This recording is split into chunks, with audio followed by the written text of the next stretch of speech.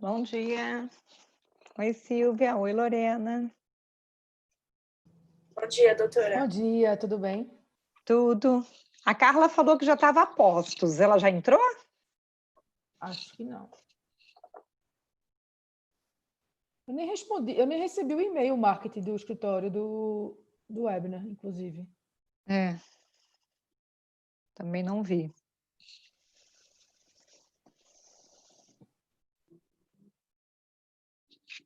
Como a gente está aqui um pouquinho antes, né? Eu avisei ela que a gente já entrou. Ela falou que está entrando.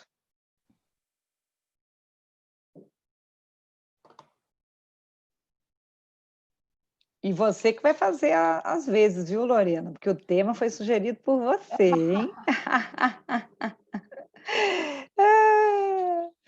Senão fica só eu aqui de anfitriã, apresentadora, tá? Você que vai ficar na sofrência hoje aí, ó. Não, mas eu tenho uns pontos aí para a gente levantar também. Você falou que Ótimo. não queria apresentação, queria fazer um bate-papo, eu acho É que... bate-papo, justamente, mas assim, você pode botar a boca no trombone aí, tá? Para fazer todo mundo, você pode ficar tagarela também aí. Até para contar você, sua experiência, trajetória, acho que é super legal, tanto você quanto a Carla contarem mais assim das experiências de vocês. Ó, ela está entrando.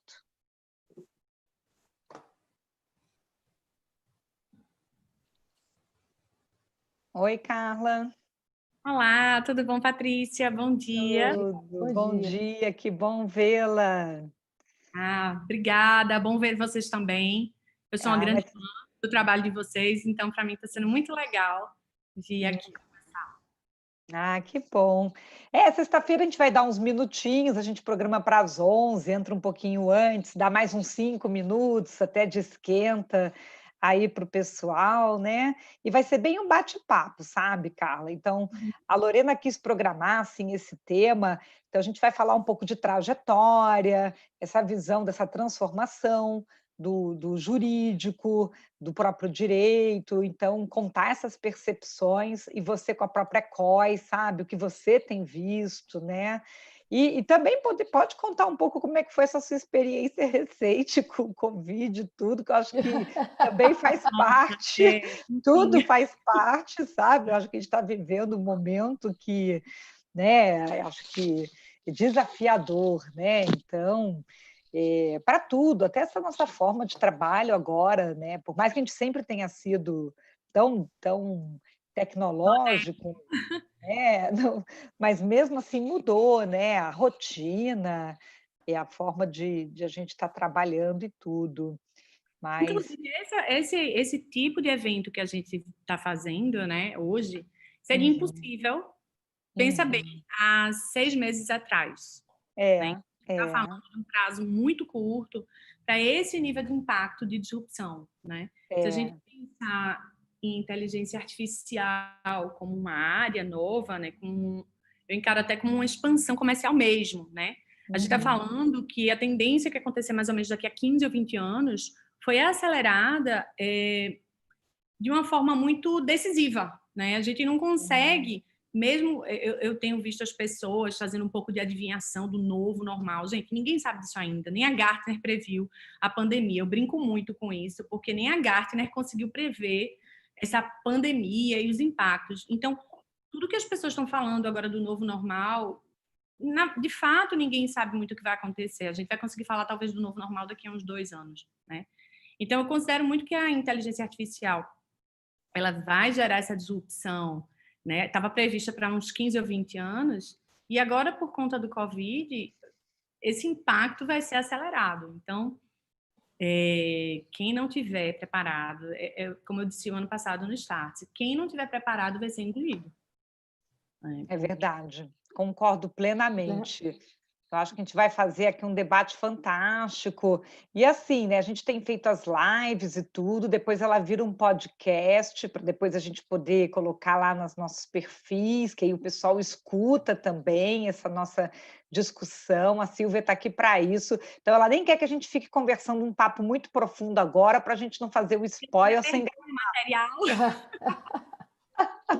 Aqui é quase como se fosse making off ainda, sabe assim? Então, mas me conta um pouco, Carla, você está na sua casa, você que cozinha na sua casa, vamos contar assim um papo doméstico aqui antes da gente Não, começar um papo eu mais profissional. eu tenho um time que me dá suporte, né?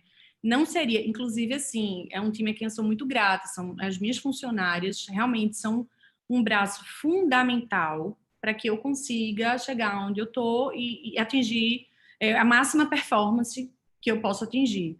Então, não seria possível eu fazer absolutamente nada se eu não tivesse um time que me ajuda, tanto na minha casa quanto na empresa, né? Eu não essa questão de time, eu acho isso muito legal de falar.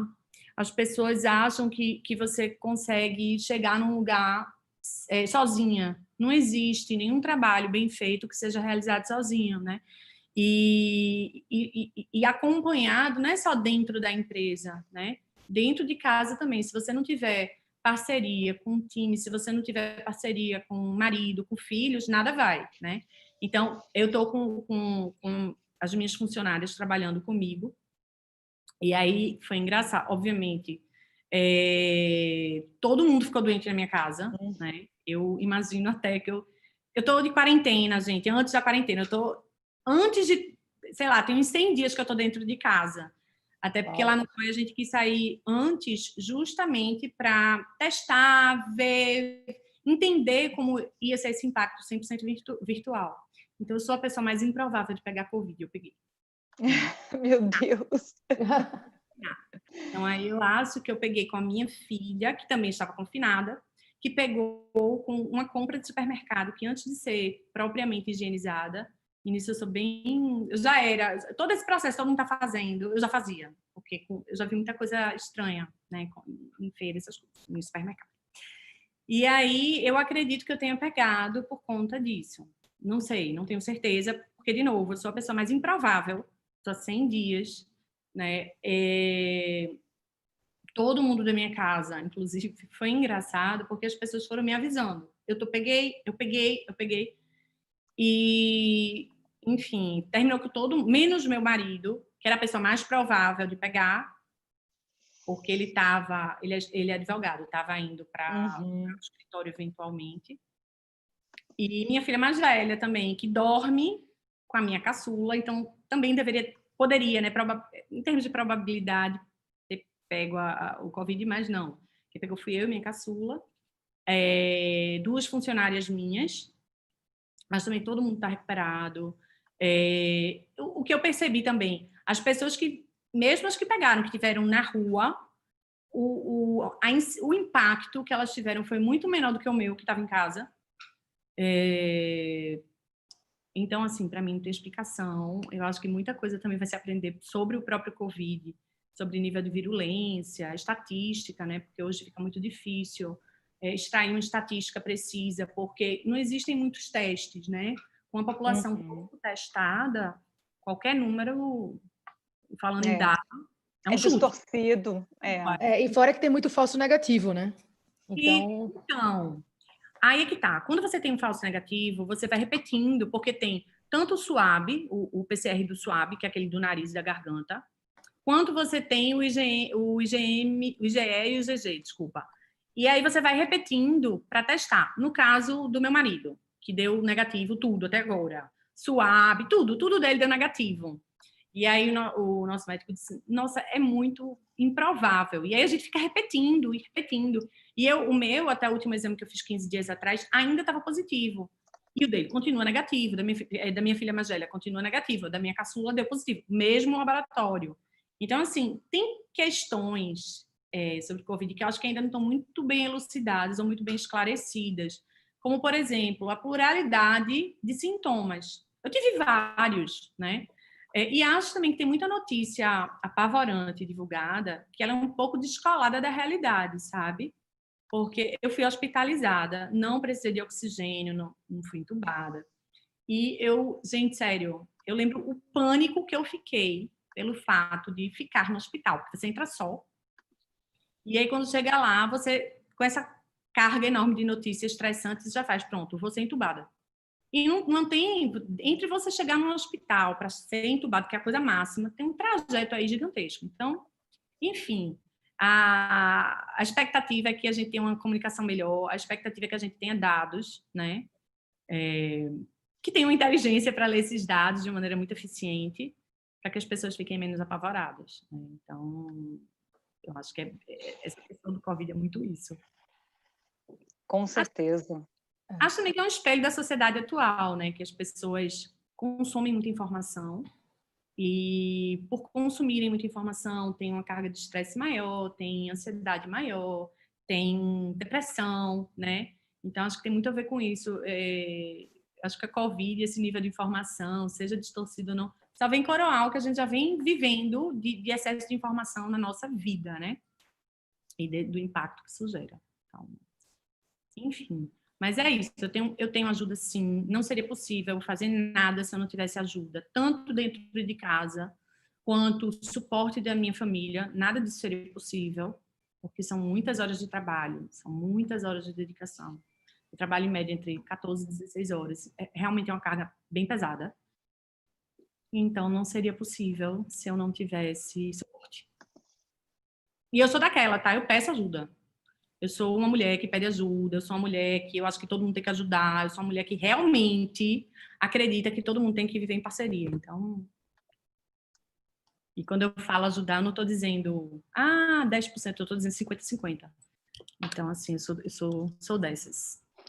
Legal. Bem, maravilha. Olha, Lorena, deu 11h05. Eu sou a favor da gente já fazer aquele aviso assim da abertura, que aí a Silvia já começa a gravar para o podcast e a gente já vai para o assunto, porque só do que a Carla ficou contando aqui, já fiquei me coçando para começar a fazer debate. Eu já estava querendo fazer spoiler, né? Eu acho que sim, acho que vale a pena já a gente iniciar. Isso, exatamente. Então, eu acredito assim, eu vou fazer a abertura, porque eu tenho feito, aí eu já dou a palavra para a Lorena fazer uma introdução, porque ela que fez o nosso tema, né? E aí a gente segue. Peraí, deixa eu só pegar minha colinha aqui, eu tenho uma colinha para a gente poder começar aqui tudo bonitinho. Então, vamos lá. Então, vamos começar.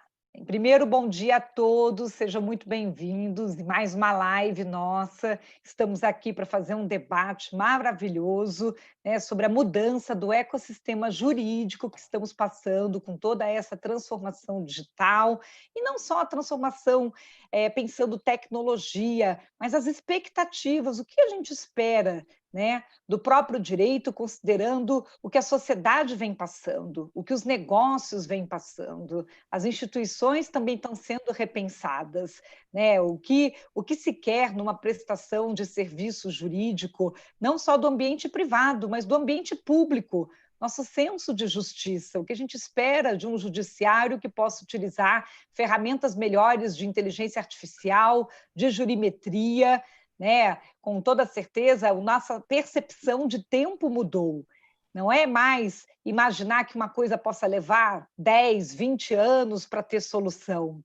A gente vive uma geração do imediato, do tempo real. Além disso, se busca métricas, os tais KPIs, né? Não podemos mais, o próprio gestor jurídico tem que falar disso. Então, eu estou aqui com duas convidadas fantásticas. Uma é minha sócia no escritório, no PG Advogados, né, que é a maravilhosa Lorena, que está aqui. Eu vou deixar a Lorena Botelho se apresentar, porque ela tem uma trajetória de vida maravilhosa, é alguém que eu estou gostando muito de estar junto, além de ser uma profissional muito competente, também é uma pessoa assim, de um excelente bom humor para a gente trabalhar junto, porque, olha, tem que ter muito bom humor e flexibilidade para a gente poder, hoje em dia, conseguir atender, né, a tudo que a gente tem que fazer.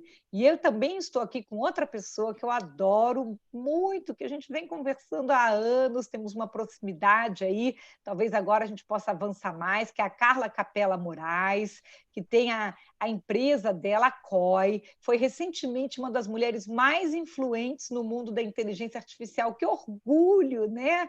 Uma brasileira sair em todos esses rankings, o Women Leaders in AI, eu acho assim, uma história maravilhosa. Só de contar a história, aqui a gente pode ficar só no storytelling aqui do perfil da Lorena e da Carla, já seria, acho que uma manhã enriquecedora, inspiradora, para a gente poder refletir assim o para onde vamos, né? Porque a gente tem visto aí, eu não sei vocês, mas às vezes o pessoal fica meio assim amuadinho, meio deprimidinho, né? Está em isolamento social, então vamos dar uma agitada aí para a gente estimular. No final, a gente faz até umas dicas de leitura, de livros, do que dá para fazer, e a gente repensar, né, como que está essa dinâmica do papel da advocacia, do papel do jurista, do papel do judiciário, das instituições tão importantes para a gente poder ter um sistema democrático saudável.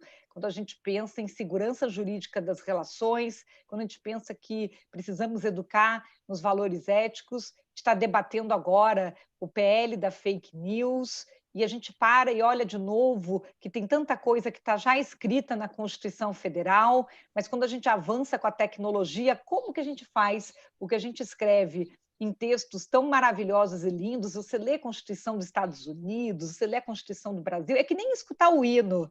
Eu fico sempre arrepiada quando escuto o hino nacional, eu vejo, gente, aquilo ali é um texto maravilhoso, mas quando a gente vai para a prática, que é a convivência social, como é que a gente harmoniza os direitos? Como é que a gente faz as pessoas entenderem que o direito de um vai até onde começa o direito do outro? Como é que a gente faz as pessoas entenderem que os contratos têm que ser levados a sério, né? Que você não pode jogar contrato no lixo, né? Quer dizer, essa hora do exercício prático mesmo da realidade, e que aí entra o papel de todos os operadores do direito. Não é só o advogado, mas é o advogado, o delegado, o procurador, o investigador, o juiz, o promotor, e que são tão essenciais aí para a gente viver uma sociedade livre, né, e uma sociedade segura.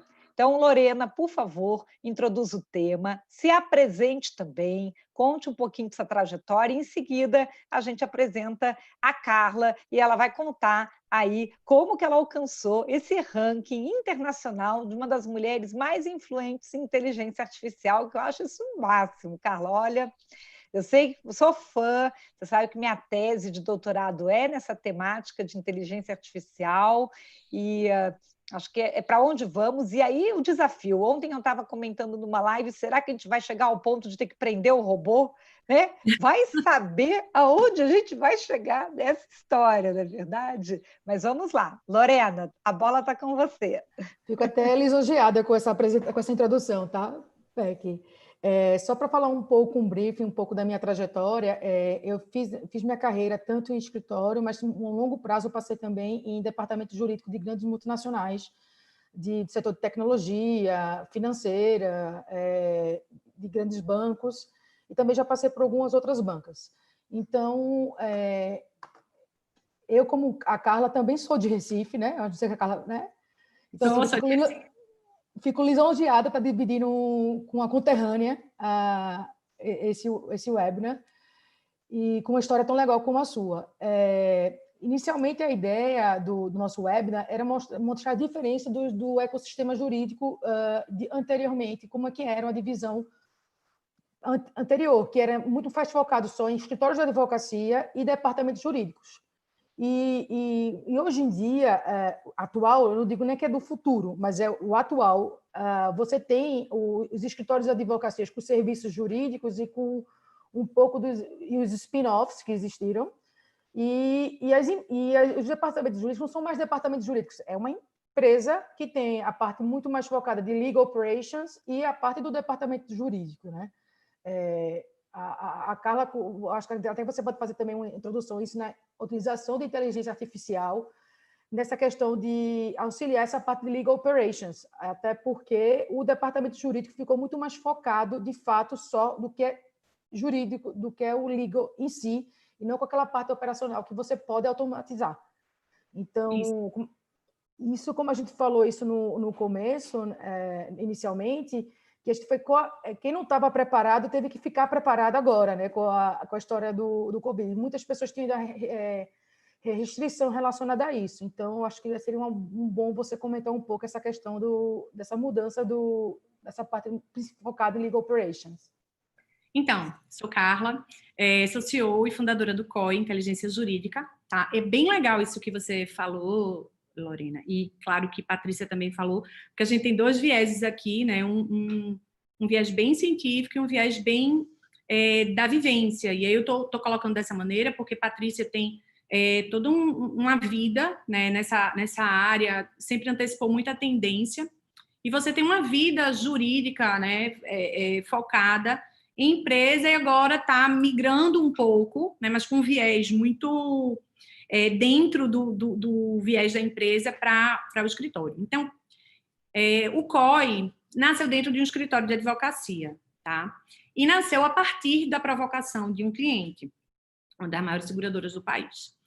Uma sexta-feira prévia de carnaval, uma pessoa me liga e diz: Carla, a gente está mudando a remuneração era continuada e vai passar a ser na entrada e na saída do processo, e a entrada depende da quantidade da saída. E veja, se você não quiser, várias pessoas podem querer e vão querer.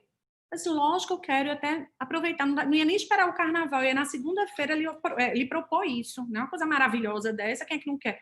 E aí eu saí, na hora eu fiquei um pouco, poxa, como é que eu vou fazer isso? Porque eu já disse que eu quero, né? Como é que eu vou? Não vou voltar. Eu disse, bom, se isso chegou para mim, a gente tem como fazer e talvez a gente consiga fazer de uma maneira mais eficiente, tá? Eu gosto muito dessa palavra eficiente, porque, primeiro, eu acho que o tempo ele precisa ser gasto e não perdido. Primeira coisa, né? O tempo é um recurso muito escasso que a gente tem que dividir com as pessoas da nossa vida. Tem que viver da melhor maneira, tá? Hoje em dia, meu tempo, inclusive, meu tempo, inclusive, é muito escasso porque eu tenho trabalhado muito e eu estou tentando fazer isso de uma outra forma. Então, quando a gente fala na escassez do tempo, a gente vem diretamente para a eficiência, para a otimização. Eu acho que eu estou uma flor, porque tem uma abelhinha aqui. E aí, quando a gente fala em otimização e em eficiência, as pessoas confundem muito esse conceito com algo extraordinário. E aí deixam de se concentrar no entregável para, nossa, vou fazer um foguete que vai para a NASA. E aí o que acontece? O que é que eu quero dizer quando eu falo em eficiência? Tem um exemplo que eu sempre dou. Eficiência é, por exemplo, você apertar um interruptor e sair luz. Não sair água, né? A expectativa quando você aperta o interruptor não é que saia água, que saia luz. Vocês vão lembrar da época que a gente vivia no mundo de lâmpadas fosforescentes, que eram muito pouco eficientes, seja em relação aos valores, seja em relação à performance. A gente ligava, o interruptor demorava, sei lá, uns 3 ou 4 segundos para ligar, e você ainda tinha meio poltergeist ali, né? Era um negócio tenso.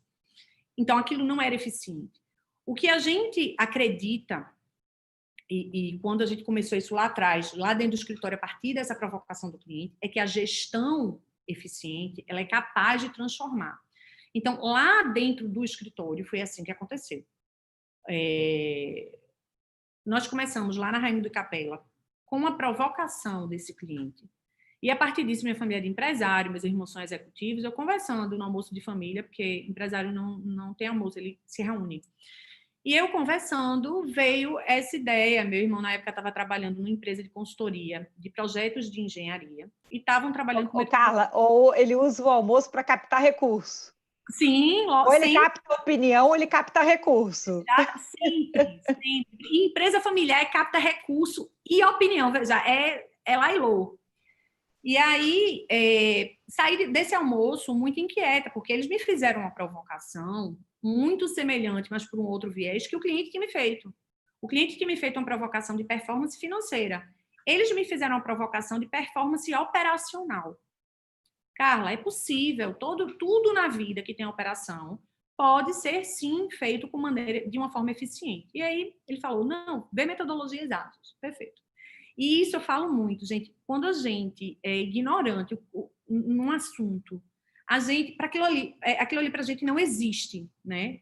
E quando você tem acesso a algo que você simplesmente ignorava, que para você não existia, é como ligar a luz. Então, saí dali, fui pesquisar, fui ler sobre metodologias ágeis, vi que o que mais se enquadrava era Scrum. Liguei para uma amiga minha e vejo o nível da ignorância da pessoa. Essa minha amiga trabalha na Apple. E eu liguei para ela, dizendo, Aninha, você já ouviu falar em metodologias ágeis?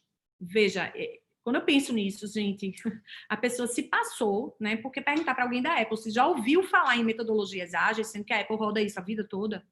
Aí disse, Carla, eu sou licenciada nisso, sou licenciada em Scrum. Perfeito, porque é esse que eu vi que vai dar certo na operação jurídica. E eu comecei um mapeamento, comecei a entender a operação, fui desenhando, até muito pouco tempo, tinha um Kanban enorme na minha antiga sala, né, quando eu estava no escritório, e fui vendo que existiam pontos de KPI que estavam sendo perdidos, né, o que a gente chama de cotovelo, e vi que poderia ser melhorado. Vi também que toda aquela operação que eu estava desenhando, ela era afeta tanto a um jurídico interno quanto a um escritório de qualquer porte, porque no final do dia, quando a gente fala de processo interno, ele precisa estar adaptado ao código de processo, seja civil, seja trabalhista, seja algumas diferenças do tributário, ele tem que estar inserido ali.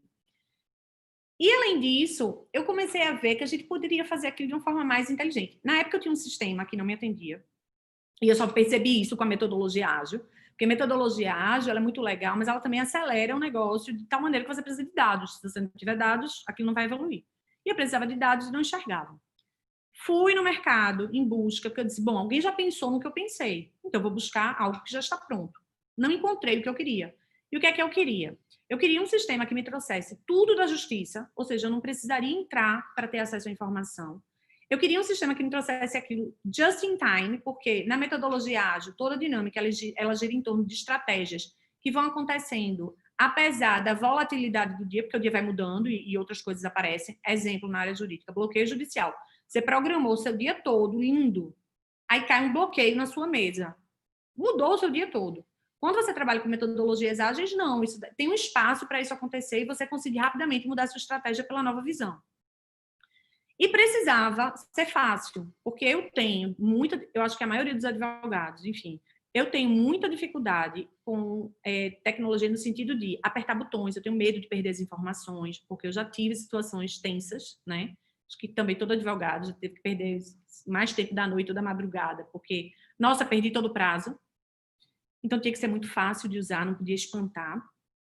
E quando eu puxei essa quantidade de dados, lembrando que eu precisava encerrar muito processo, eu disse, bom, vai ter que ter uma inteligência que analise tudo isso e seja capaz de me entregar uma inferência. E foi aí quando a gente trouxe o Watson para dentro da nossa tecnologia, tá?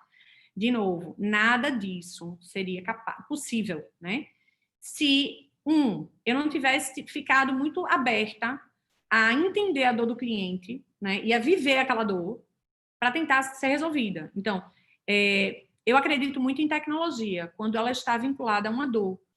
Porque, veja, você aprender um negócio sem um propósito, você vai ficar mais sabido, mas não vai gerar impacto para o mundo, né? Que esse é o objetivo. Eu acho que o objetivo de toda tecnologia é gerar impacto para o mundo. E seja isso no viés científico, de pesquisa, de produção, né, de material, porque você vai impactar as pessoas com o seu conhecimento, seja isso através de uma ferramenta onde você vai impactar as pessoas pelo seu resultado. Toda vez que a gente, lá no COI, que a gente faz uma análise do processo, a gente sempre olha ele pelo fim. Quando ele vai ser finalizado? Quando ele vai ser finalizado? Por uma razão muito simples. Como eu vim de uma provocação operacional e uma provocação financeira, eu sempre tive esse viés de, poxa, como é que a gente vai ser mais performático? Eu vim de uma empresa, vim de um jurídico interno, depois eu tive meu escritório. Eu fiz muitas frentes na minha vida jurídica, eu tenho 20 anos de formada, quase 20 anos, de formada 18, mas que eu trabalho, né? Empresa familiar desde 1998, então é bastante tempo, é um acúmulo de informações muito grande. E talvez isso também tenha me propiciado a oportunidade de, tendo vivido todas essas coisas, vivenciado tantas dores, de conseguir chegar numa tecnologia muito avançada, tá? De novo, que só foi visualizada a partir do momento que eu disse, bom, vamos resolver essa dor pelo viés da dor do cliente. né? Então,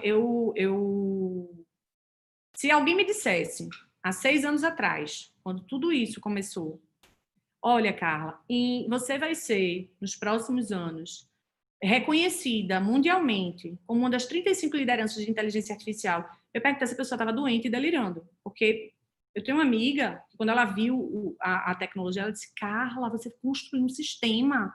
Eu disse, poxa, eu estou te dizendo há 2 anos que eu estou fazendo esse sistema. Ela, Carla, você não sabia anexar um documento no e-mail. Você construiu um sistema. Mas se foi, vê que massa, né? Então, assim, eu acho que é outra coisa também que eu acredito. Tudo que a gente se propõe, tudo que a gente se compromete efetivamente, a gente é capaz de entregar, porque não tem nada maior do que a vontade humana, né? E eu acredito muito nisso. Então, quando a gente fala em transformação, e aí trazendo um pouquinho da Covid, muitas pessoas estão tendo uma postura em relação à tecnologia muito negacionista, de vai matar os advogados, vai tirar os advogados do jogo. E isso é uma grande bobagem, uma grande mentira. A OMT tem pesquisas muito lastreadas que, enquanto a tecnologia vai tirar 6 milhões de empregos, ela vai gerar 7 milhões. Então, não vai haver. O que vai haver é um reposicionamento de atividades, né, como tudo na vida, para que as pessoas consigam entregar melhor o que elas produzem. Eu digo muito, a pessoa, quando entra para a área jurídica, ela não vai lá imaginando que vai tocar uma gestão, ela não vai ali imaginando que vai preencher planilha de Excel. Não, ela vai ali dentro dela tentando mudar o mundo. Ela vai ali dentro dela tentando entregar um propósito para a sociedade, que é como eu posso ser o melhor advogado. Ela não vai ali, nossa, como é que eu posso fazer a melhor planilha? Não, o pessoal normalmente aprende quando chega para o mercado, né? Então, assim, o meu desafio sempre foi como eu tiro isso da mão de pessoas para que elas façam o que é relevante, que é o raciocínio para a criatividade. E aí onde eu acho que a gente, com a tecnologia, pode formar super advogados. Porque, por exemplo, como a Patrícia falou no começo, enquanto um advogado leva 2 horas para analisar um processo, para ver se está encerrado, se tem alvará, se tem valores comprometidos ali, valores envolvidos, ou um erro, a nossa tecnologia leva 6 segundos. Não dá para competir com isso, entendeu? Agora, dá para se aliar a isso e ser exponencial. Inclusive, até fazendo um comentário, isso aí, na verdade, é a base para hoje em dia ter essas divisões dentro das empresas do Legal Operations, né? E você automatiza isso, né? Então, tem hoje em dia automatização de documentos, você tem a gestão de processos, gestão relacionada a tudo que você usa a tecnologia para isso. Na verdade, como você mesmo salientou, não é que vai tirar o emprego de advogados. Na verdade, você vai estar dedicado mais ao que é importante para a área de negócio, né? Você vai estar dedicado ao jurídico de fato real, e não o burocrático, digamos assim. E você vai ficar eu acho que cada vez mais o jurídico vai estar mais numa posição estratégica do que numa posição de back office, como é teoricamente visto normalmente em empresas, né? Então, exatamente. O novo departamento mais ou menos é isso, né? Minha percepção. Eu acho que o novo jurídico e o novo advogado, tá? Eu não vejo diferença nos dois. Inclusive, eu sou muito contrária a esse posicionamento atual de que o escritório ou o advogado é um prestador de serviço. Olha, o advogado é um empresário, um empreendedor, e a minha expectativa é que exista uma mudança em relação a isso, para que, as pessoas se vejam dessa maneira, e 2, que elas sejam vistas dessa maneira. Porque quando a gente fala nisso, a gente fala em gestão, fala em performance, a gente fala em crescimento. Né? Um outro ponto muito relevante, eu falo muito, essa frase não é minha, tá, gente? Eu não sei de quem é essa frase. É assim, todo trabalho que pode ser realizado por uma máquina, ele é desumano. Então, quando a gente fala numa pessoa fazendo back-office, isso é desumano. Isso é perda de eficiência, perda de inteligência, né? A IBM, ela tem uma fala muito emblemática que é: libere o seu cérebro para a criatividade, para pensar, e deixa que a inteligência artificial faz o restante, porque a gente consegue fazer isso. A gente consegue dar estratégia com inteligência artificial, porque a gente consegue ler e processar uma massa gigantesca de dados em segundos, né? Como você compete com isso? Não, você se alia a isso, né? Então, as pessoas que vêm falando, nossa,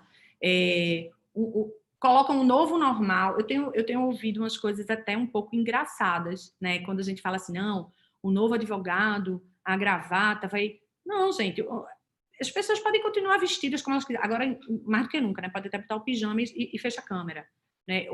A modernidade não vem da vestimenta, né? A modernidade vem da possibilidade de você conseguir se colocar no lugar do outro e ser o melhor que você puder ser para atender a outra pessoa, né?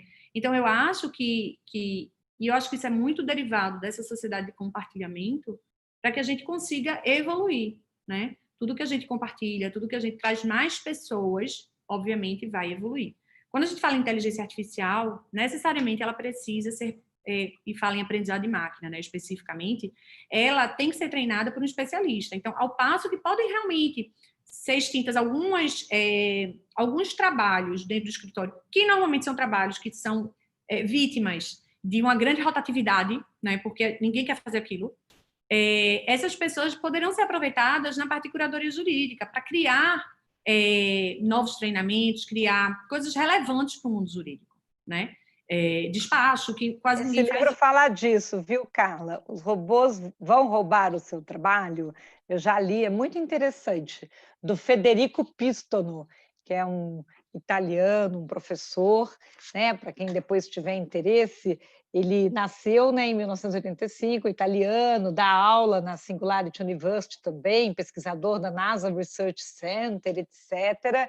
E ele fala dessa mudança do eixo do trabalho, quais são os tipos de profissão que podem ser substituídas e quais que são criadas novas, é muito interessante, né? Está bem aqui, tenho E lido aí você bastante. traz essa literatura e é muito legal porque pessoas assim que escrevem, que pesquisam, e você com certeza deve ter passado por isso, que são pessoas visionárias, elas normalmente, não, isso não vai acontecer não, isso só vai acontecer. E o Covid mostrou diferente, né? O que estava previsto para acontecer nos próximos 15, 20 anos, está acontecendo agora. Então, quem não tá, eu acho que congelou a de Patrícia. Quem não está preparado vai ser um tsunami para essa pessoa, né? Ela vai ser vítima do tsunami tecnológico. Né? Eu trouxe um outro aqui que eu não sei se você já leu, mas eu gosto muito do professor Joshua Walker, ele vai até fazer uma agenda com a gente no escritório, que esse aqui é um Legal AI, sabe? Que ele fala da aplicação da inteligência artificial justamente na área jurídica. Agora ainda está sendo traduzido o livro dele para o português. Ontem, quando eu fiz essa live, o pessoal perguntou assim, qual a habilidade que tem que ter para o advogado de digital? Tá? Eu disse, olha, a gente ainda tem que ter uma habilidade boa, que é o inglês, viu? Que quase tudo que sai nessa área ainda sai em inglês primeiro, que até ser traduzido para o português leva 4 anos, e 4 anos em tecnologia já mudou tudo. Já mudou tudo. Então, se você esperar para ler quando sair no português, já está ultrapassado. Então, você tem que ler direto no inglês se você quiser estar up to date com essas coisas todas quando elas começam, porque ela não começa no Brasil, tá? A gente aqui no Brasil, a gente está sempre tendo que espiar o que está acontecendo lá fora. Aí tem essa obra aqui que, bem, está em português, não sei se o pessoal conhece, que é do Paulo Vitor, Algoritmos e o Direito, né? Que eu também separei, que eu também estou fazendo uma pesquisa. E esse aqui, que é uma consolidação que a Ana Frazão organizou de vários artigos, que é inteligência artificial e o direito também, só para fazer aqui uma session de leituras. E super eu também gosto. As pessoas estão recorrentemente me perguntando. Literatura. Eu tenho até um livro para indicar essa coleção também. do Fabiano também, que é bem legal, que ele fala sobre ética e estratégia, a convergência na inteligência artificial também. Então, aqui estou com uma pilha, né? Porque é o que a gente tem estudado. Para falar há 200 anos, porque essa questão ética. A gente, quando pensa na criação de uma tecnologia, a gente pensa do lado bom. Ninguém vai criar uma tecnologia para que ela produza algo ruim, né? Mas tem muita gente usando também de um jeito errado. Enfim, não acho. Eu até ia dar uma sugestão também de um livro, que hoje em dia já não está tão updated, mas é um livro que também tem a versão em inglês, que se chama Tomorrow's Lawyers, do Richard Suxing. Sim, ele fala muito, ele fala muito dos drivers of change, né? Que é o desafio mais por menos, tecnologia e liberalização. Então, acho que é um livro importantíssimo ter para... Já não é tão atualizado, mas acho essencial a leitura. Eu sempre recomendo muito e, gente, eu sou péssima com nomes, tá? E com nome de autor, mas depois eu mando, coloco lá no perfil. Eu acho que quem quer mudar eu acho que quem quer mudar um pouco o mindset, tem o Lean, que eu também... agora já tem muita coisa produzida em português, tem o Instituto Lean aí em São Paulo, mas enfim, tem a coletânea lá, e depois eu mando a imagem. Eu acho que é um livro que dá uma inquietação, um livro bobinho, aparentemente, bem bobinho, mas que, para mim, sempre traz muita inquietação. Quem mexeu no seu queijo? É aquela coisa, eu estou entre a cruz e a caldeirinha, como eu resolvo esse problema aqui? Né? E isso te inquieta. Então, assim, eu acho que hoje as pessoas falam muito em fazer disrupção. Eu estava em Portugal em novembro, fazendo um curso de inovação, e as pessoas lá, muita gente de jurídico interno, muito advogado, perguntando, poxa, é importante fazer disrupção?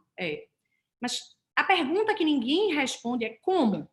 Tudo bem, eu concordo que é importante, eu quero fazer, como eu faço? Então, é essa travessia que eu acho que ela passa pela cultura, pela mudança de cultura, por essa mudança e quebra de paradigma, por esse viés, como você colocou, Lorena, de trazer a eficiência, né, que é tão fundamental. E como é que a gente busca isso? Né? E é isso que eu acho que o advogado do amanhã, do hoje, né? Porque o Covid já mostrou que amanhã não existe, existe agora, existe just in time. O que ele precisa para fazer essa travessia é ser curioso, ser inquieto e querer se abrir para isso. Não adianta, você pode ser a pessoa mais curiosa do mundo, a pessoa que mais lê no mundo. Qual o propósito disso? Senão você perde seu tempo, você não está gastando seu tempo. Eu acho que o tempo tem que ser gasto, não desperdiçado, porque ele é um recurso muito escasso. Né? Então... Essa questão de eficiência é uma coisa até que, inclusive, um presidente de uma empresa que eu atuei, que eu trabalhei no Itaú, o Roberto Setúbal, sempre batia muito na tecla, índice de eficiência do banco. E é uma coisa assim, que ficou na minha cabeça desde então. Agora, imagina assim, vem da faculdade de Direito, que é eficiente, né? Ninguém nunca falou isso para você. Só falou de procedência, improcedência, procedência em parte, o princípio, a deontologia. E aí você chega no mercado, eficiência. Mostre a sua eficiência. Ninguém... Mas, Carla, se a gente parar para pensar, quais são os indicadores de eficiência do judiciário? Não, né?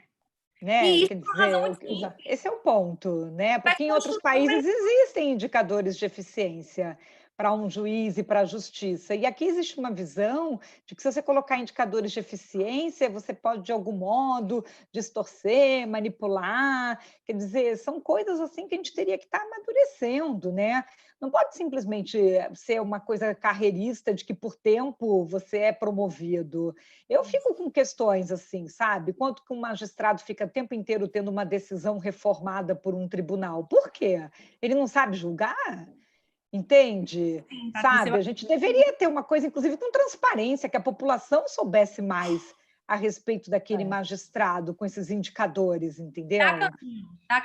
É uma coisa uma caixinha muito fechada, que não deveria ser. Imagina no futuro ter um dashboard de cada juiz com quantidade de sentença que ele proclama.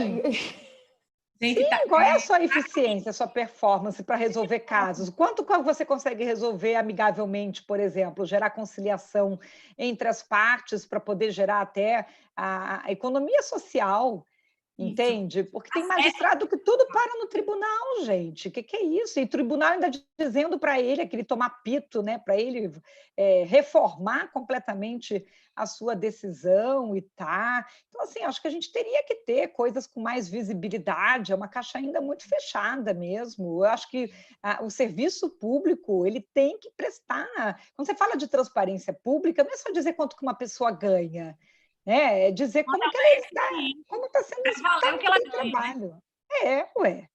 Justamente, esse que é o ponto. Mas também eu atribuo muito isso, Patrícia, ao fato dessas pessoas que estão na justiça, de onde elas vieram. Da mesma faculdade de direito que desconhece eficiência. Porque se a gente chega em outros países, a justiça é administrada por gestores. Existe essa profissionalização, que aqui a gente não tem. Né? As pessoas vão fazendo do jeito que pode. Um dos propósitos que a gente tem muito grande é entregar justiça a quem precisa. E entregar justiça a quem precisa é justamente você tornar o judiciário tão eficiente que ele consiga atender a Dona Maria, seu José, E como é que você faz isso num país que tem 100 milhões de processos? Onde, basicamente, todo mundo litiga contra todo mundo, né? E é aí onde a gente aposta na inteligência artificial, com esse super processamento de dados, com essa super... Você imagina o seguinte, se a gente hoje entrasse para analisar todos os processos da justiça, possivelmente a gente diminuiria esse contingenciamento em quase 60%.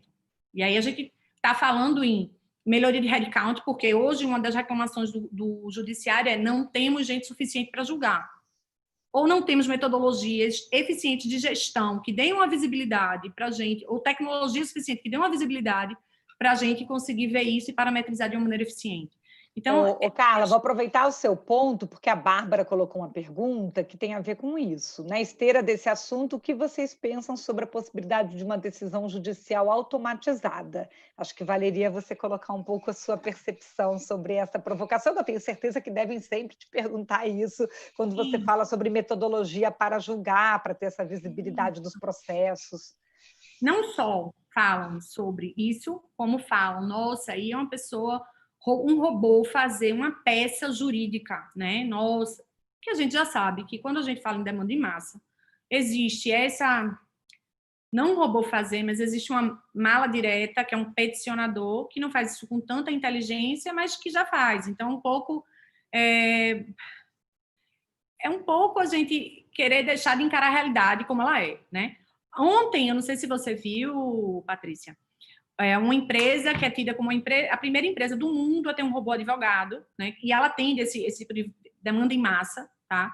E acabou de receber um aporte de 15 milhões de dólares, um valuation de 70 milhões, e vem aí com tudo, né? Uma empresa americana, faz super jovem. E eu já tinha ouvido, foi o projeto dele, sei lá, tem 5 anos mais ou menos. E aí a gente está sempre interpelado, e a gente tem um exemplo maravilhoso na Estônia, onde isso já acontece de maneira recorrente, né? E aí vai dizer, não, mas aqui no Brasil é diferente. Então, o problema não é tecnológico, o problema é outro, né? Porque aqui as pessoas colocam, não, mas aqui no Brasil tem umas coisas que não vão funcionar. Sim, então o problema não é a tecnologia, o problema é de outra ordem. E aí, eu acho, de novo, quando a gente pensa em fazer uma tecnologia, a gente não está pensando que isso possa ter um mau uso. E daí que eu acho que algoritmos, por não... Obviamente, algoritmos que sejam feitos dentro de premissas éticas, né?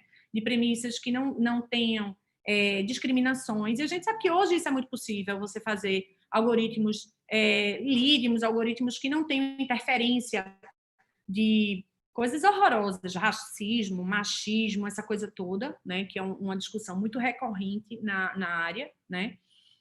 Isso sim poderia ser muito possível e poderia sim ajudar na melhoria da justiça, uma vez que quantas dessas 100 milhões de demandas são demandas repetitivas que podem ser analisadas em massa e que elas vão ser feitas basicamente em massa mesmo, só que assinando manual, agora nem mais manualmente, né, com token, mas com um modelo prévio, né, e que já não existe muita discussão sobre aquele assunto, tanto que tem quantas matérias já simuladas, definidas pelos superiores, são feitas em lote. Então, eu acho que as pessoas que têm esse medo, elas ignoram essa realidade. Ou, de novo, aquela postura negacionista. Nossa, isso não existe. Hoje funciona assim. Porque hoje não é possível se julgar 100 milhões de processos se não for assim. Então, mas aí a gente vai ter a impossibilidade de mudar uma jurisprudência. Muito pelo contrário.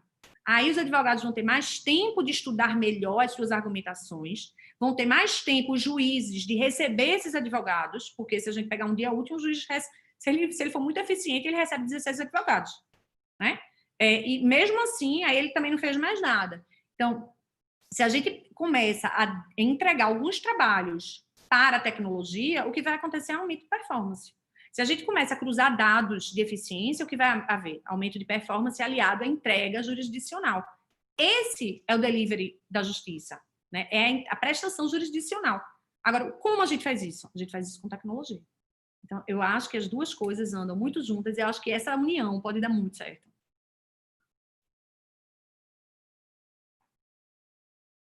Eu acredito que, acho que o maior receio é tudo aquilo que vai sendo feito, Carla, sem ter, assim, talvez um guideline, uma regulamentação, ou seja, uma iniciativa, e cada um vai fazendo do seu jeito. A gente viveu uma experiência muito ruim com o processo eletrônico do judiciário, de que cada um cria o seu padrão, e depois isso vai virando uma esquizofrenia, e que depois nós acabamos sofrendo um pouco isso como sociedade, porque aí também tem um pouco da questão do ego, do que era o jeito de um, do que é o jeito do outro. E em tecnologia, né, todo mundo seguir um certo padrão é fundamental. A gente está discutindo, né, o modelo nacional de IoT para cidades inteligentes, quer dizer, tem coisas que precisam ser definidas numa regra comum, e o judiciário também precisa ter um entendimento assim. Nós sabemos o quanto de potencial de análise de dados nós poderíamos ter, e de dados que estão não estruturados e que pode ter até informações que depois você fica com uma perda de potencial de conhecimento, porque cada um faz de um jeito e você tem uma dificuldade de interoperabilidade, de capacidade até de captura dessas informações, né? Então, queria que você comentasse isso. Foi o maior desafio tecnológico que nós enfrentamos. Foram dois. Unificar todos os sistemas do Brasil, tá? A gente hoje unificou todos. Hoje, e por uma razão, de novo, para resolver um problema, porque o COI, inicialmente, ele foi pensado para atender um problema de um cliente dentro de estrutura, né? Eu não, acordei, nossa, agora quero mudar o mundo, vou criar uma empresa que... Não, eu fiz, nossa, eu vou resolver esse problema e isso vai mudar essa situação, entendeu? Esse problema que a gente tem hoje. E quando eu vi o tamanho do negócio, eu disse, poxa, isso pode mudar o mundo, melhorando a vida das pessoas. Então, o primeiro grande desafio tecnológico que a gente tinha era justamente o fato de você ter mais de 200 sistemas que têm linguagens completamente diferentes, né? E eu não estou falando de linguagem computacional, eu estou falando de linguagem humana.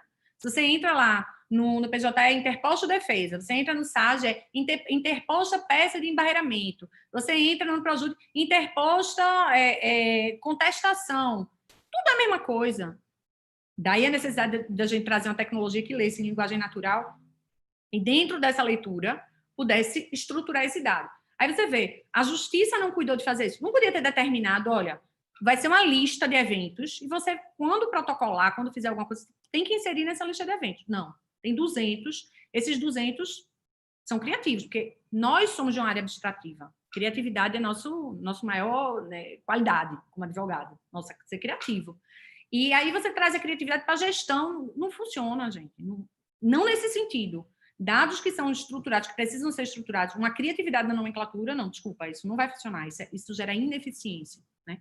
E por conta desse desafio tecnológico, a gente trouxe, não, porque era uma massa de dados não estruturadas e não padronizadas. Então, como a gente ia ler isso? Inteligência artificial.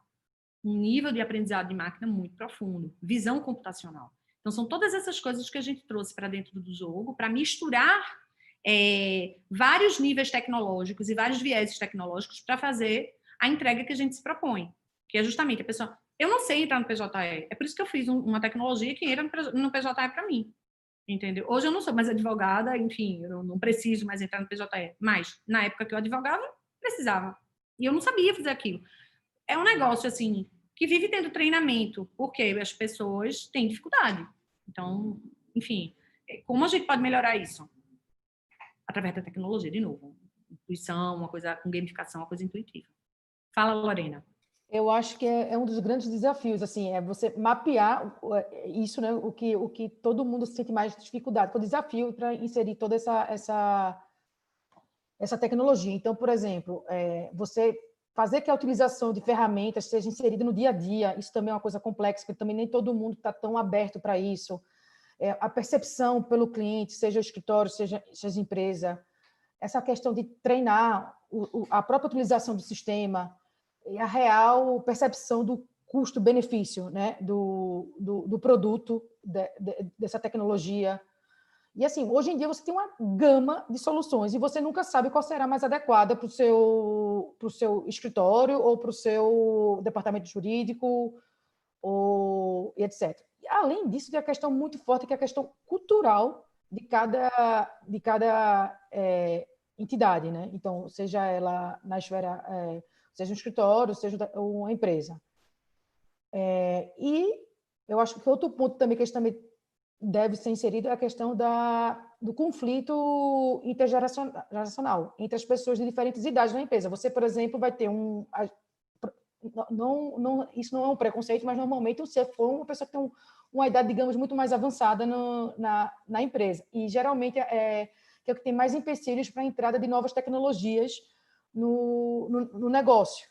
Então, é uma quebra de paradigmas, né? Eu, por exemplo, passei por isso quando atuei em departamento jurídico, não queria ter assinatura eletrônica, que é uma coisa, assim, para mim, que é o feijão com arroz, entendeu? Só o custo de você ter que reconhecer firma e mandar o tempo que se perde para mandar um contrato e voltar é absurdo, entendeu? E gera ineficiência, né? Gera custo para a empresa. O que eu acho que é um ponto muito relevante no que você está colocando, eu não acredito que pessoas mais velhas tenham mais aversão tecnológica. Eu não tenho visto isso, tá? O que eu tenho visto, às vezes, é justamente o oposto. Eu tenho visto advogados novos com medo de tecnologia. Pessoas mais velhas, a tecnologia está sendo um facilitador. Lá no COI, por exemplo, pessoas mais velhas, elas foram abraçadas, porque todo o potencial que elas tinham estava sendo limitado ao fato de elas não dominarem a tecnologia. Quando você tem uma tecnologia muito fácil, isso é tranquilamente resolvido. O que eu acho, e aí colocando outras soluções de mercado, que, por exemplo, não me atenderam e por isso eu parti para fazer uma tecnologia. As outras estruturas de mercado, elas tratam o processo como estrutura estática. O processo é dinâmico. Então, toda arquitetura, por exemplo, lá no COI, toda arquitetura é feita para considerar o processo dinâmico. Por isso que a gente vai trazendo, à medida que vai acontecendo na justiça, uma interface única. E vai, a partir disso, fazendo as inferências de dado, fazendo agendamento para as pessoas. Então, quando você coloca, não, o CFO é uma pessoa que é mais madura, uma pessoa que tem mais, já está no mercado há mais tempo, e isso, ele é fechado à tecnologia. Eu acho que o CFO, muitas vezes, é fechado à tecnologia, e aí onde entra o papel do jurídico estratégico, né, aquela coisa, entrega, o delivery ser estratégia, ser dinheiro, né, porque muitas vezes o CFO chega lá, não, olha, isso aqui é muito legal, isso aqui é maravilhoso, e para o CFO ok, maravilha, entendi que é muito legal, mas quanto volta de dinheiro para o meu caixa? Quanto isso me traz? Isso é muito relevante. A gente teve um projeto agora, com um player grande de energia, um dos maiores do país, a gente devolveu em 2 meses 330 milhões, porque estava com tecnologia. Esse mesmo trabalho seria feito por um escritório em 4 anos. Mas 4 anos já perdeu o trem. Quando a gente chega num momento de pandemia e diz, olha, eu estou devolvendo dinheiro, muito dinheiro, porque 330 milhões para qualquer porte de empresa é muito dinheiro. É muito dinheiro. Porque é um dinheiro que estava lá. Só de alvará voltaram 25 milhões. Imagine o seguinte, no momento de pandemia, você descontingenciar 330 milhões. O impacto que isso gera na estrutura. E o tamanho do gol que o jurídico faz, né? Porque é a área que é tida como a área da mensageira do apocalipse, né? A área jurídica é a área do não, é o mensageiro do apocalipse. A gente, muitas vezes, o jurídico interno sofre, porque como as estruturas estáticas não te dão uma visão realista daquele just in time, porque as interferências de dados vão sendo imputadas manualmente, você vai sendo surpreendido pelo financeiro. Teve um bloqueio, barata voadora no setor, né? Aquela coisa desesperadora. Do jeito que a gente fez, você consegue antecipar bloqueio em 2 dias, então dá tempo de trocar garantia. Numa pisada dessa, já economizou 5 milhões para um cliente. Então, assim, você imagina, você não tem mais uma privação na tua conta de 5 milhões que surgiu do nada, saiu do piso, né? E você deixa de ter esse evento. Outra coisa, e aí a gente vai para a LGPD. Eu sou muito preocupada com essa questão de dado e principalmente da não corrupção do dado. Hoje a gente tem, como regra do mercado, um escritório terceirizado fazer a inserção do dado no sistema do cliente. Não tem nada pior no cenário de dados do que isso. Porque você tem um dado maculado, um dado corrompido, onde houve interferência humana. Isso não se presta para análise. Porque se eu posso inserir na nomenclatura que eu quero, do jeito que eu acho que é, qualquer dado, esse dado não vale para a jurimetria, ele não se presta à jurimetria, né? E as jurimetrias hoje, recorrentemente pelo mercado, estão sendo feitas em cima desses dados. É onde eu questiono colocar a veracidade disso, no sentido de a acurácia desse dado, né? E aí foi quando eu quis fazer diferente. Não, eu não quero que interfira, eu quero que extraia, para eu ter um espelhamento do que eu estou vendo. É verdade o que eu estou vendo, né? O dado é real. Se a justiça errar, enfim, né? A justiça errou, mas o advogado não teve, tirou da frente dele isso, porque não tem coisa mais bizarra do que fazer atualização de base. Eu brinco muito, a gente fala que atualização de base é uma aventura, né? Tanto para o jurídico interno, quanto para o terceirizado, porque você tem que parar uma semana, dependendo do tamanho da sua base, a cada 60 dias, para poder fazer aquilo acontecer. E detalhe, sempre tendo um delay de 60 dias. A gente, quando fala do espelhamento e provisionamento para o financeiro, aquilo acontece numa regulada a cada 90 dias, né? Que é quando vai conversar sobre os 90 dias que já passaram, e para a SA, 180 dias. Isso não faz sentido quando você pode ter uma tecnologia que te espelha na hora. Imagina você aproximar o financeiro, esse CFO, do jurídico, porque normalmente a diretoria jurídica está linkada a essa BU. Imagina você conseguir ter o braço jurídico como centro estratégico de não perda de dinheiro. Você deixa de ser o mensageiro do apocalipse para ser o dono da boa notícia, da estratégia, a pessoa que oferece, olha, a gente estrategicamente está vendo que na comarca tal, em tal vara a gente perde, em tal vara a gente ganha. Então, vamos... Eu tenho visto também isso, desurimetria, as pessoas querem olhar para a grama do vizinho. Não, olhe para dentro do seu dado, que tem uma riqueza ali tão grande. Porque o que se aplica à empresa A, necessariamente, não vai se aplicar à empresa B, ainda que seja no mesmo ramo. Você tem riqueza de material, riqueza de dados. E as pessoas estão sempre, de novo, querendo olhar a grama do vizinho, que parece ser mais verde. Não é. Né? Então, é fundamental que as pessoas estejam antenadas com o que elas estão produzindo, com o que as estruturas delas estão produzindo. Isso sim é jurimetria. O restante é BI, o restante é como a justiça julga, como... Isso é BI e é uma magnitude e necessita de uma organização que a área jurídica ainda não tem, porque é a última área que está fazendo disrupção. Se a gente pegar uma leitura total de mercado, a área jurídica, que eu brinco muito que a área jurídica é jurássica, e ainda é, porque as visões são estáticas, porque as visões não são respaldadas no just in time, né? E é isso que a gente quis trazer como novo entrante de mercado, o que tem de mais tecnológico, o que tem de tecnologia de ponta, que a gente efetivamente deixe de ser jurássico. Essa é a nossa proposição. Né? E eu acho que quando a IBM reconheceu isso e premiou, ela deu uma chancela de um trabalho muito sério que vem sendo construído. A gente está trabalhando nesse projeto desde 2016. 2 anos antes, eu estava trabalhando nessa dinâmica de implantação de metodologias ágeis. Você imagina, um escritório aqui em Recife trabalhar metodologias ágeis em 2014. A gente implantou metodologias ágeis em 2014. Isso é notícia agora. Né? Então, quando a gente está falando de trazer a tecnologia para o jogo, de trazer essa tecnologia para a estratégia, porque, veja, eu falo muito lá, até com o pessoal do comercial lá do COI, nós não vendemos um RP, nós entregamos estratégia, nós vendemos dinheiro, nós vendemos tempo, porque no momento que você não precisa fazer alimentação de base, não precisa preencher planilha, porque o sistema já faz isso para você, você ganha tempo. Existem pesquisas, e não são poucas, mostrando que uma pessoa que trabalha mais de 7 horas, ela é uma pessoa que passa a ser improdutiva, porque mais do que 7 horas, a médio prazo, é completamente contraproducente. Então, são esses novos paradigmas que a gente quer trazer para uma área que ainda é jurássica, né? Com perdão do trocadilho, mas a área jurídica ainda é muito jurássica, é isso que a gente quer mudar. Bom, gente, desculpa, o ao vivo tem isso, né? As pessoas passando, enfim, faz parte.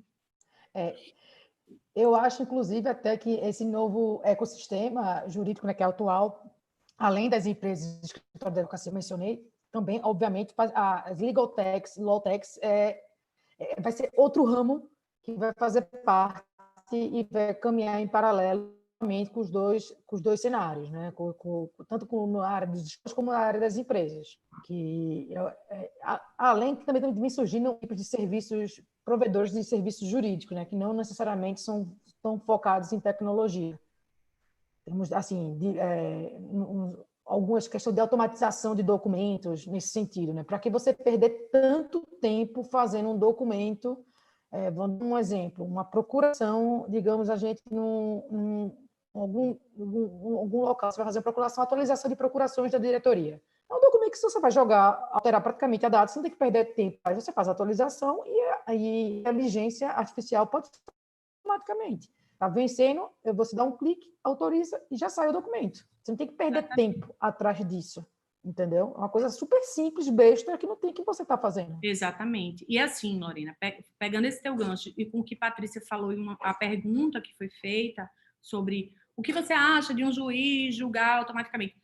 Veja, eu acho que a gente ignorar isso é a gente querer tapar os olhos, porque isso já acontece, né? A gente ignorar isso é a gente não aceitar a realidade como ela é. E aí onde eu acho que a OAB vai precisar desempenhar um papel fundamental, porque nós somos, como advogados, um grupo que é muito focado com as diretrizes da OAB. E a OAB vem se recusando a ver a área jurídica como uma empresa. A OAB vem se recusando a abraçar tecnologias, né? Tem alguns estados que estão sendo promovidas, está sendo promovida uma verdadeira caça às bruxas de empresas tecnológicas que dizem que está fazendo o serviço jurídico, não está facilitando o trabalho jurídico. Então, assim, é um momento de haver essa reflexão e essa participação da OAB, porque eu acho que a OAB é muito relevante nesse momento. Ela ficar negando, de novo, numa tese negacionista. E aí, quando eu falo essas comissões de startup, essas comissões tecnológicas dentro da OAB, precisam começar a se aproximar do que está sendo feito, para entender e explicar para as pessoas que, olha, gente, isso daqui vem para o bem, isso não vem para o mal. Isso vem para trazer mais gente para o jogo, não para tirar pessoas do jogo. E trazer pessoas de uma maneira inteligente. A gente chega em qualquer estrutura, o nível de rotatividade de mão de obra é uma coisa gigantesca. A gente chega em estruturas que, veja, a mão de obra jurídica é escrava. Quer dizer, desculpa, isso não faz sentido para ninguém. A pessoa não estudou 5 anos, né? Ah, mas tem muita faculdade. Bom, o momento de ver isso é antes, não é depois que a pessoa se forma, né? Então, assim, não faz sentido para ninguém uma pessoa estudar 5 anos e trabalhar 14 horas por dia para receber um valor que ela dificilmente consegue até comprar um carro, por exemplo, que é um... Por que eu estou falando um carro? Não é por status, não. É porque é fundamental para o desempenho da advocacia você ter um meio de locomoção. E não há demérito em você usar o transporte público, inclusive eu acho muito útil, mas a gente vive num país em que isso não é a realidade de todas as cidades, né? Então, assim, a gente tem uma limitação muito grande que termina tendo que recorrer a outros meios que são caros, né? E quando você não tem o dinheiro para bancar isso, como é que faz? Né? Então, assim, é quando eu falo, eu acho que a OAB tem um papel decisivo para ajudar nessa transformação, mas para isso ela vai ter que deixar de temer a mudança, né? E a OAB ela tem muita voz. Então, essa voz tem que ser usada para o bem, tem que ser usada para trazer mais gente para o jogo e não para assustar pessoas, entendeu? É isso que eu acho que é muito relevante, e até para tornar tudo isso mais estratégico, né? De novo, a OAB tem um papel relevantíssimo. Na área jurídica, esse papel ele ecoa mais, né? E eu acho que a OAB pode ser um grande porta-voz dessa mudança, mostrando às pessoas que dá para você ser austero, aquela coisa mais antiga, e não antiga no sentido vintage, mas ser moderno, entendeu? Ser vintage, mas ser moderno. E isso que eu acho que é relevante. Eu acho que é isso que as pessoas precisam começar a deixar de temer. E não só a OAB, mas as associações de magistrado. Muito embora eu veja mais a justiça buscando tecnologia e não se assustando com isso, né? Do que os advogados. Eu vejo mais advogados temendo do que a justiça. E aí tem implicações, como o PEC já falou, de produtividade, remunerações, né? A justiça a gente sabe que tem uma estabilidade maior, a área jurídica tem uma estabilidade menor, mas é isso. Eu vejo pessoas fazendo barganhas para conseguir contratos, queimando o mercado, entendeu? E isso sim é danoso, não a tecnologia. A tecnologia inclusiva. Olha, o nome koi ele não é por acaso, não, tá? Koi é carpa em japonês, é o peixe que faz o maior trajeto de Piracema. Nada. Segundo a lenda japonesa, ele nada toda a costa da China para virar um dragão no Japão, que é um símbolo de força, de conquista. A carpa é um símbolo de resiliência. A carpa faz tudo isso no contrafluxo, né? E a carpa é o único peixe do mundo que ele se adapta a qualquer local que você insira. Se você coloca a carpa num aquário pequenininho, ele vai ser uma boutique e a carpa tá lá, linda. Se você pega essa mesma carpa e coloca ela num tanque maior, ele vira uma estrutura maior, mas a carpa é eficiente. Se você pega a mesma carpa e joga ela no rio, estrutura muito grande, ela continua entregando, chegando lá no Japão para fazer o delivery dela. Então, o que é que a gente quer dizer com isso? Com a tecnologia, você pode ser de qualquer tamanho, porque você vai, do mesmo jeito que a carpa grande do rio entregou, fez o delivery, você, sendo uma carta menor, porque uma carta menor é ornamental, o teu objetivo é ser boutique, você vai fazer o delivery do teu propósito, entendeu? Então, mais uma vez, a tecnologia ela é fundamental para que qualquer estrutura. Jobs já falava, se você não puder ser igual ao outro em termos de tamanho, vá por cima, pule. Como é que você pula? Tecnologia, entendeu? Você consegue fazer mais com menos para estruturas que são menores, né, que requerem mais estruturas boutiques, que nunca não foram projetadas para ser grandes. Foi uma das premissas que nós tivemos lá na Rainha do Capela. A gente não queria ser o maior, a gente queria ser o melhor no que a gente estava se propondo a fazer. É entregar eficiência, né? E tecnologia é o que possibilita isso. E se hoje você tem inteligência artificial, que é uma tecnologia que aprende, que melhora e que você vai melhorando tudo isso a partir das experiências que você já vai tendo, por que não lançar mão? Eu acho muito legal a história, gostei de saber do nome, viu? Porque eu ia te perguntar isso, Carla. E olha, a gente nem percebe o tempo passar. Ficamos aqui no debate, quando vê já deu meio-dia. E ótimo a gente refletir nessas questões todas. Acho que a palavra da vez ficou assim, eficiência, né? Essa importância. A gente sempre acaba vendo que a gente teria que melhorar a grade dos cursos jurídicos, porque tudo volta na origem.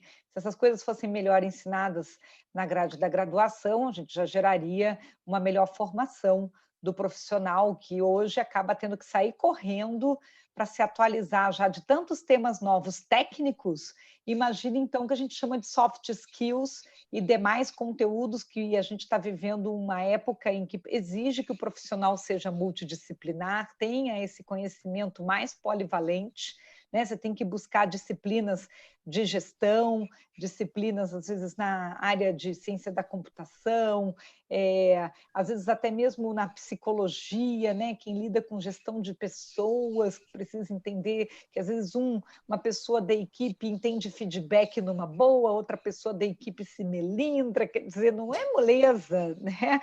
Acho que vai ter muito chefe por aí que teria mais facilidade de ter equipe de robô do que equipe de pessoas. O robô, com toda certeza, não tem problema com aprendizagem, quando a gente fala de machine learning, né? Você tem que treinar o robô, se você falar para o robô, robô, você errou, ele não vai ficar assim, deprimido, triste, chateado, pensando em pedir as contas e ir embora, né? Não, você não precisa do feedback, entendeu? Você trabalha com machine learning, o Watson, você muda, não deu certo, você mede, não deu certo, vamos fazer isso aqui. Eu acho que o Watson não fica magoado, né? Se tomar pito, tipo, Watson, isso aqui não é uma pessoa, você confundiu essa imagem, que não sei o que lá, entendeu? Está parametrizado errado, vou mudar você. A norma que é nosso cérebro dentro de Watson, a gente chama em norma, não alusão à norma jurídica, ela tem um super fair play, sabe? A gente interage com ela, não se magoa, ela fica assim, super de boas, revê os processos. Então, assim, muito, muito bom. Porque, olha, a gente assim tem esse desafio, já estou aí há mais de 20 anos com um escritório, já contratei muitas pessoas já vieram dizer para mim assim, ai, estou saindo, tá, não sei o que lá. Aquela pessoa que antes queria tudo, era isso, depois assim, ai, não, agora eu quero aquilo, tá? Olha, até hoje, o que eu leio a respeito sobre técnicas, como ser um bom líder, como isso e aquilo, aí você fala, meu Deus, o que mais que é que a gente precisa aprender, assim, para conseguir sabe, conduzir e conseguir estimular, e às vezes são as próprias pessoas também que não só não absorvem, mas às vezes também não sabem o que ela quer. A gente também está lidando com um profissional que ele está passando por uma transformação também dele como indivíduo e como pessoa, né? E assim, eu acho que esse é um desafio que nós temos, eu acho que o próprio humano tem, que é assim, qual é a nossa capacidade de aceitar aperfeiçoar-se sem que isso gere na sua psique um sentimento de diminuição, sabe? E é complicado, né? Porque ninguém gosta de errar, É muito complicado. ninguém gosta de errar, ninguém gosta, sabe, de ser chamado a atenção, de ver isso com lidar com filhos, criança, tá? Depois no ambiente de trabalho. Mas como a gente consegue olhar tudo isso e dizer assim, porque a gente assiste uma palestra que nem aqui agora, né, Carla? Se a gente não fizer anotações, não ouvir de novo, a gente vai lembrar 30, 40% do que foi apresentado. Então, assim, isso já é uma desvantagem homem-máquina, com toda certeza, né? E aí, se você ainda não faz um esforço pessoal de querer ainda buscar, exercitar, aumentar o conhecimento, e o ofício da advocacia, como outros ofícios, ele tende a uma rotina, ele tende a uma acomodação. Você cria assim, modelos, você segue aquilo ali, e hoje a gente está tendo que viver essa incomodação, sabe, sai da rotina, isso é difícil.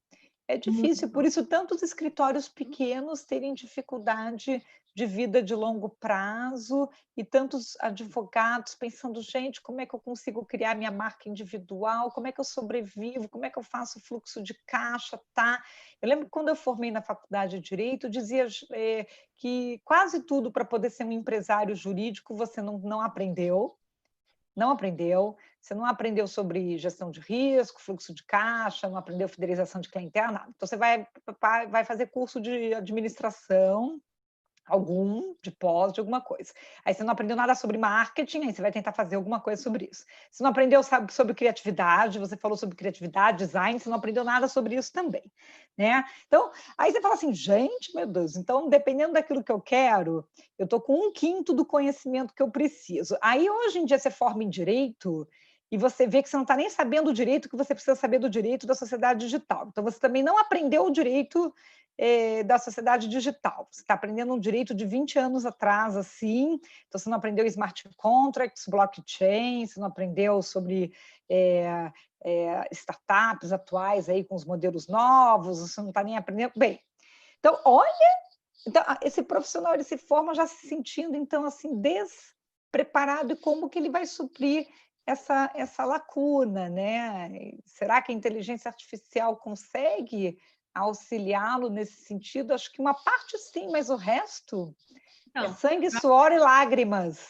Eu acho que essa questão da resiliência, porque eu acho que eu colocaria tudo isso que você falou na caixinha resiliência, e quando eu falei em ego, é muito autocrítica, né? As pessoas têm muita dificuldade em, primeiro, saber o que não sabem, né? Dizer, nossa, eu não sei isso. E tem muita, eu digo muito que quem é muito seguro de si diz, eu não sei, né? É muito difícil você chegar e jogar para o mundo, eu não sei isso, né? E hoje a gente vive, de novo, uma sociedade que está sempre olhando para a graminha do lado. Então, esse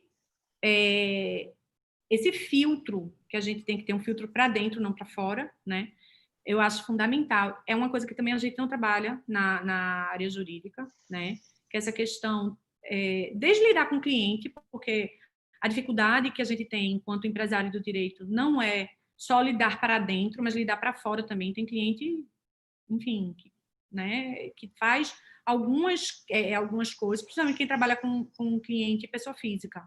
Tem uma determinada trajetória aí de enfrentamento que às vezes vira um psicólogo, né? E não foi preparado para isso.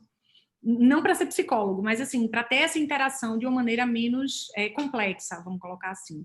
Então, assim, eu acho que a palavra talvez, se me perguntassem, Carla, como você definiria uma palavra, o advogado moderno, né? O que ele precisa ter? Qual skill que ele precisa ter para ele ser essa pessoa que vai fazer a travessia? Eu acho que é resiliência e curiosidade. O curioso, ele sempre está aberto. Eu acho que a curiosidade é um pré-requisito da resiliência, porque você está aberto, leva lá a cacetada que tiver que levar, mas você se realinha, né, que é a resiliência. Então, eu acho que as duas coisas, é curiosidade e resiliência, e é isso, exatamente aí, Patrícia, que a inteligência artificial não substitui um humano, né?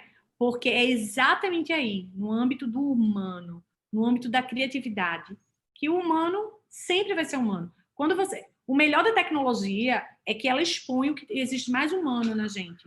E não tem nada mais humano do que a criatividade, do que a compaixão, do que a possibilidade de você se colocar no lugar do outro.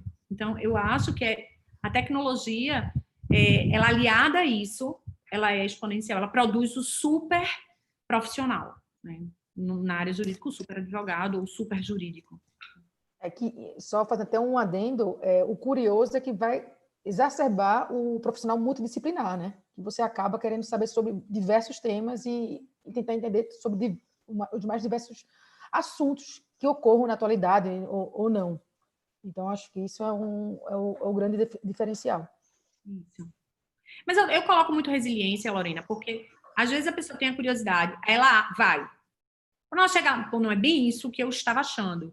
E às vezes, quando você não tem a resiliência de talvez eu estivesse achando errado, e eu pivoto esse mindset, você desiste. Então, eu acho que a curiosidade ela é muito legal porque ela te acende a luz. Mas eu acho que a resiliência ela te dá força para continuar. E veja, é como Patrícia colocou, né? Tudo requer continuidade, né? Eu vejo uma geração que quer muito motivação. Gente, motivação é para começar. Para continuar é rotina, né? Você vai ter que ser adaptável.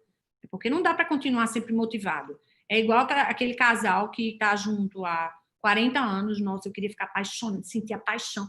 Meu amigo, se você fizer isso, você vai morrer infartado. Né? Imagine você que está casado há 40 anos, você deve ter mais ou menos 60 anos de idade, chega a pessoa na porta e você morre, infarta, puf, cai duro. Então, na carreira da gente não é diferente, a gente tem que se apaixonar para entrar ali, mas a gente tem que ter muito amor para permanecer no nosso propósito. Então, eu vejo a carreira jurídica muito assim.